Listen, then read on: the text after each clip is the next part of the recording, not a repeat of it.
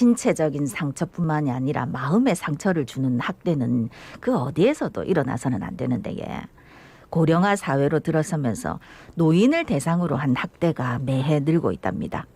그런데 가해자 대부분이 가족이라 해가 마음이 더 아픈데 학대를 받은 어르신의 마음을 치유해주고 기댈 수 있도록 노인보호 전문기관에서 도움을 주고 있다니 어떤 곳인지 노인 학대 예방을 위해 어떻게 하면 좋을지 이야기 한번 나눠보겠습니다. 예, 부산광역시 서부노인보호전문기관 오주영 관장 전화 연결돼 있습니다. 관장님 안녕하십니까? 안녕하십니까?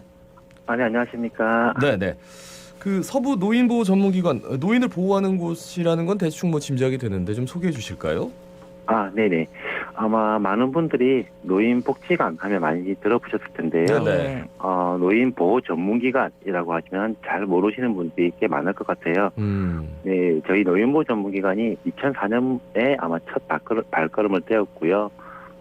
전국 시도 단위로 최소 한 개씩 이 당시 운영이 되고 있습니다.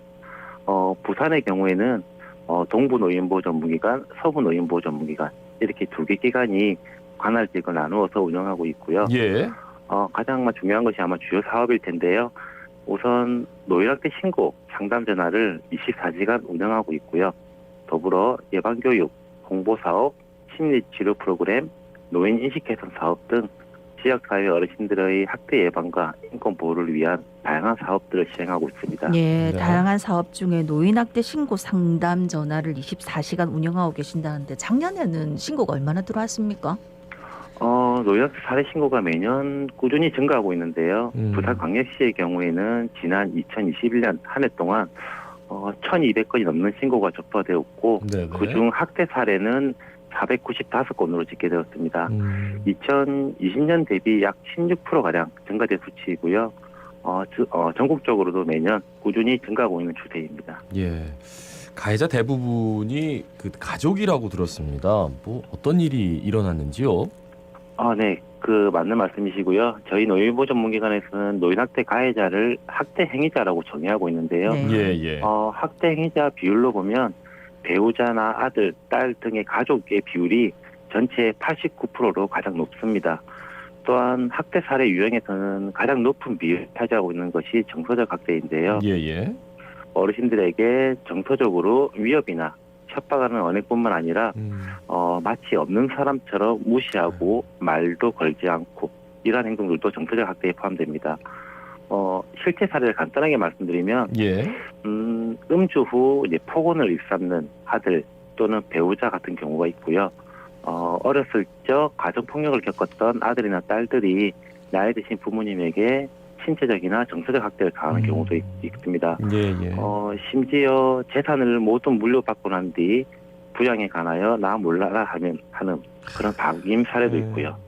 이외에도 너무나 다양한 학대 사례가 우리 주변에서 발생하고 있습니다. 네. 지금 뭐 얼핏 들어도 사실 뭐 말을 안 건다거나 이런 것도 학대인가 이렇게 생각할 수도 있는데 사실은 이제 이게 노인 학대인지 모르고 지나칠 수 있는 것도 많을 것 같거든요. 뭐 어떤 게 있습니까? 네네. 일반적으로 보통 때리는 것만이 학대라고 생각하시는 분들이 참 많아요. 예. 그런데 그 외에도 가정학대의 경우에는 한 집에 살고 있는 어르신을 무시하고 식사를 이제 따로 한다든지, 네. 어르신의 사회관계를 방해한다든지, 어르신의 신체를 빗대어 혐오감을 주는 언행을 한다든지, 또는 어르신의 재산 사용을 제한하거나 강요하는 경우, 또는 홀로 지내는 것이 어려운 어르신을 방치하는 경우, 이러한 모든 경우가 노인학대에 해당되는데요. 쉽게 얘기해서 어르신에게 신체적, 정신적, 성적, 경제적 등 모든 방면에서 피해를 주는 일련의 언행을 노인학대라고 볼 수 있습니다. 어르신들도 얼마나 답답했으면 신고를 하셨겠습니까? 한 집에 살고 있는데 뭐 무시하고 식사를 아예 따로 하고 학대받으신 어르신들 정신적인 트라우마도 클 것 같아서 이 정서적 치료도 좀 필요해 보일 것 같은데 그 서부 노인 보호 전문기관 어떻게 하고 있는지요? 네, 맞습니다. 학대를 지속적으로 받은 경우에는 우울감이라든지 자존감 하락, 정서적 불안감, 자살 충동 등의 심리적 문제가 생길 수가 있어요. 예. 그래서 저희 기관에서는 학대 피해 노인을 대상으로 1대1 전문 심리 치료 프로그램을 운영하고 있고요. 실제 프로그램 참여 후에 심신 안정이라든지 사회관계 개선, 우울감 감소 등의 긍정적인 효과를 많이 보이고 있습니다. 네. 근데 지금 이제 코로나 상황이 계속 뭐 2년째 되고 있어가지고 이 사회적 돌봄 체계가 좀 많이 약화된 부분이 있다 아닙니까? 그래서 더 학대에 많이 노출된다 하던데 어떻습니까? 네, 맞습니다. 코로나로 인해 지역사회 복지시설에서 진행되던 돌봄이나 재가 지원 서비스 이런 부분들이 중단되거나 비대면으로 진행되다 보니 독거 어르신의 경우 홀로 방치되어 방임이나 자기 방임, 학대에 노출되는 경우가 많이 발생하고 있어요. 특히 복지 서비스에 전적으로 의존하는 고위험군 독거 어르신의 경우에는 노인학대 문제뿐만 아니라 고독사 위험성까지 우려되는 부분인데요. 사회적 돌봄 체계는 노인학대를 조기에 발견하고 대처할 수 있는 중요한 사회적 체계인데 코로나 장기화로 인해 그 체계가 많이 약화되고 있는 현 상황에서는 그 어느 때보다 노인학대에 대한 시민 여러분의 관심이 필요한 시기인 것 같습니다. 예.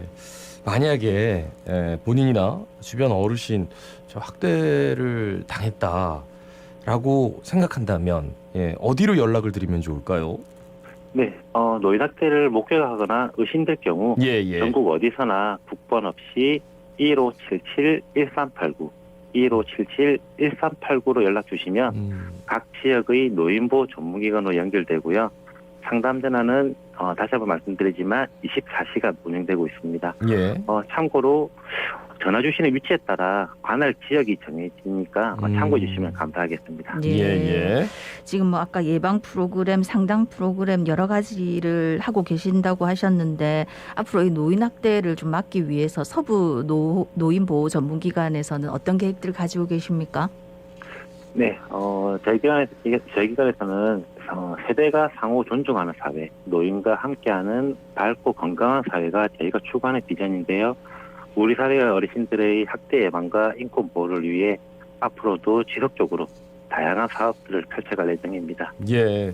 좀 우리가 그 노인들을 바라보는 시선 그리고 이 학대를 바라보는 태도 뭐 이런 것들에 대해서 쭉 이렇게 좀 생각을 하게 되는데 그 노인 학대 좀 예방하려면은 어떤 노력들이 필요할까요? 일단 노인학대 신고 건수가 매년 증가하고 있지만 실제 발생률은 아마 더 높을 것이라고 보여지는데요. 아마 노인학대의 주요 특징 하나가 이 은폐성 때문입니다. 아직도 노인학대를 남의 가정사로 치부해버리는 경향들이 많아요. 학대 피해 어르신들의 고통을 하루라도 더 줄여드리기 위해서는 시민 여러분의 많은 관심이 필요하고요. 더불어 노인에 대한 인식 개선 그리고 노인 인권을 보호하기 위한 다양한 시책 사업들이 수반되어야 한다고 여겨집니다. 네, 사실 어르신들이 자식들 뭐 이렇게 한테 학대받았다 이런 신고하기가 참 쉽지가 않겠지. 저희도 뭐 이웃에 혼자 사시는 어르신들 계시면 조금 더 관심 있게 지켜봐야 되겠다는 생각을 해봤습니다. 자, 마지막으로 우리 부산 시민들께 한 말씀 부탁드리겠습니다. 네, 지금 주변 어르신들의 모습이 바로 저희들 모두의 미래라고 볼 수 있습니다. 어르신들의 인권이 보호되기 위해서는 시민 여러분의 적극적인 관심과 협조가 필요하고요. 그 작은 관심 하나가 한 어르신의 인생에 큰 변화를 줄 수도 있고 행복한 노후를 되찾아주는 계기가 될 수 있습니다. 노인학대 예방을 위해 다시 한번 부산 시민 여러분의 많은 관심 부탁드리겠습니다. 예, 말씀 잘 들었습니다. 고맙습니다. 고맙습니다. 네, 감사합니다. 네, 지금까지 부산광역시 서부 노인보호 전문기관 오주영 관장이었습니다.